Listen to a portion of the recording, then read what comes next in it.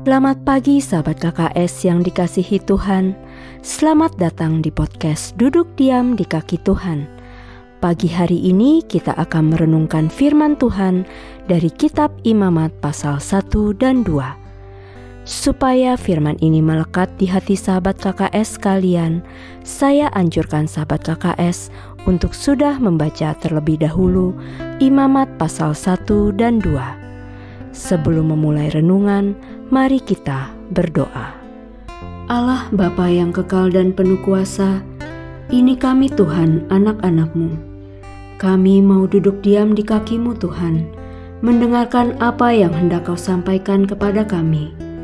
Kami mau buka mata hati dan telinga kami untuk firman-Mu. Roh Kudus, tolong kami untuk kami semakin lebih memahami isi hati Tuhan kami. Amin. Imamat 1 dan 2. Korban bakaran dan korban sajian. Sahabat KKS, yang dipersembahkan binatang jinak bukan yang buas, bukan bangkai, melambangkan kita adalah orang-orang yang lembut hatinya, tidak mati rohaninya. Lembu lambang kebesaran Allah. Ingat Israel membuat lembu emas. Domba lambang ketaatan. Yesus anak domba Allah. Burung tekukur atau merpati lambang kesucian. Roh Kudus. Israel diberi tanah perjanjian supaya bisa mengusahakan pertanian dan peternakan, bisa bekerja, bisa melanjutkan hidup. Tiap orang diberi pekerjaan, diberi talenta. Makanya firman berkata, yang tidak bekerja tidak usah makan. Pemalas artinya tidak bersyukur dengan yang Tuhan sudah sediakan. Orang pemalas tidak akan memberikan persembahan apapun kepada Tuhan. Isinya hanya menggerutu dan marah. Mari kita simak Imamat 1 ayat 3, 9, 13, dan 17. Terjadi pengulangan, baunya menyenangkan Tuhan. Bagaimana kita di masa ini, persembahan kita menjadi menyenangkan hati Tuhan? Harus korban darah? Perhatikan ini. Roma 12 ayat 1-2. Karena itu saudara-saudara, demi kemurahan Allah, aku menasihatkan kamu, supaya kamu mempersembahkan tubuhmu sebagai persembahan yang hidup, yang kudus, dan yang berkenan kepada Allah. Itu adalah ibadahmu yang sejati. Janganlah kamu menjadi serupa dengan dunia ini, tetapi berubahlah oleh pembaharuan budimu, sehingga kamu dapat membedakan manakah kehendak Allah, apa yang baik, yang berkenan kepada Allah, dan yang sempurna. Lalu simak 1 Korintus 15 ayat 50. Saudara-saudara, inilah yang hendak kukatakan kepadamu, yaitu bahwa daging dan darah tidak mendapat bagian dalam kerajaan Allah, dan bahwa yang binasa tidak mendapat bagian dalam apa yang tidak binasa. Kita ini manusia roh, Allah itu roh. Supaya bisa menjadi satu dengan Allah, hiduplah dalam roh. Apa beda hidup dalam roh dan ngeroh? Hidup dalam roh itu hidup dalam ketaatan akan tiap firman. Roma 14 ayat 17. Orang taat, hati murni dan bersih pasti hidup dalam roh, bisa terkoneksi dengan Allah yang adalah roh. Orang roh hidup dalam alam roh, bisa merasakan dimensi roh yang tidak kelihatan seperti iblis, malaikat, arwah. Tapi belum tentu orang yang punya karunia melihat di alam roh itu hidup dalam ketaatan firman.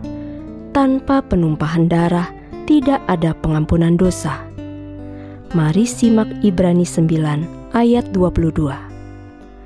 Dan hampir segala sesuatu disucikan menurut hukum Taurat dengan darah, dan tanpa penumpahan darah tidak ada pengampunan. Sahabat KKS, bagaimana dengan ragi dan madu? Mari kita simak Imamat 2 ayat 11. Suatu korban sajian yang kamu persembahkan kepada Tuhan, janganlah diolah beragi, karena dari ragi atau dari madu tidak boleh kamu membakar sesuatu pun sebagai korban api-apian bagi Tuhan. Ragi mengembangkan adonan, bicara tentang kemurnian hati. Orang sombong itu sebenarnya tidak punya apa-apa, tapi merasa punya segalanya. Digelembungkan, segala sesuatu itu milik Tuhan. Kenapa engkau sombong? Nafas diambil, habis segalanya.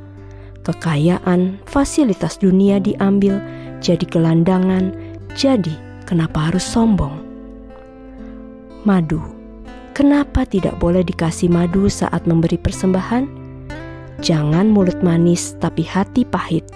Kasih tidak boleh pura-pura. Mari simak Roma 12 ayat 9. Hendaklah kasih itu jangan pura-pura. Jauhilah yang jahat dan lakukanlah yang baik. Kenapa harus dibubuhi garam? Simak Imamat 2 ayat 13. Dan tiap-tiap persembahanmu yang berupa korban sajian haruslah kau bubuhi garam. Janganlah kau lalaikan garam perjanjian Allahmu dan korban sajianmu. Beserta segala persembahanmu haruslah kau persembahkan garam.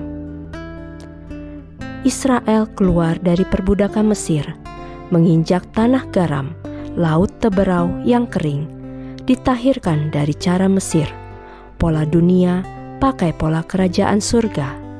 Dukun, paranormal itu bisa melihat dimensi alam roh, bisa melihat manifestasi iblis, bisa lihat malaikat, roh orang meninggal. Tapi, apakah paranormal, dukun, hidup dalam ketaatan firman? Sahabat KKS, kita dipanggil untuk hidup dalam roh, bukan ngeroh. Buat apa bisa melihat dimensi alam roh, tapi tidak mendapat bagian dari kerajaan surga?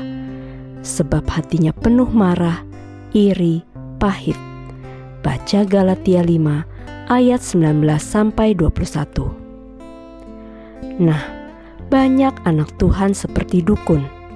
Ngeroh, sudah bisa lihat iblis, iblisnya yang dibesar-besarkan. Lupa bahwa firman itu Allah. Allah lebih besar daripada apapun. Padahal Tuhan Yesus sudah berkata, "Akulah Alfa dan Omega, yang awal dan yang akhir." Mari simak Wahyu 1 ayat 17-18. Ketika aku melihat dia, tersungkurlah aku di depan kakinya, sama seperti orang yang mati. Tetapi ia meletakkan tangan kanannya di atasku, lalu berkata, "Jangan takut, aku adalah yang awal dan yang akhir, dan yang hidup. Aku telah mati, namun lihatlah, aku hidup sampai selama-lamanya, dan aku memegang segala kunci maut dan kerajaan maut. Bagi yang sudah mulai melayani, layani Tuhan dengan hati yang murni, karena kita ini memang propertinya surga." Jangan jadikan pelayanan itu panggung, tapi mezbah. Pelayanan panggung baru bisa melayani sudah sombong. Itu emas palsu atau imitasi. Tuhan tidak suka perabot-perabot yang palsu-palsu. Imitasi pasti dibuang. Properti surga yang terbuat dari emas murni ditaruh di ruang tahta. Silakan pilih sahabat KKS, mau jadi properti imitasi atau properti murni? Jadi kesayangan Tuhan. Sahabat KKS, firman Tuhan adalah pelita bagi kita. Melalui firman Tuhan, kita akan menemukan kebenaran, damai sejahtera, dan sukacita di dalam Tuhan. Mari bertekun memahami isi hati Tuhan, bertumbuh setiap hari, serta berjalan dalam terang cahaya-Nya. Sampai jumpa di episode selanjutnya. Tuhan memberkati.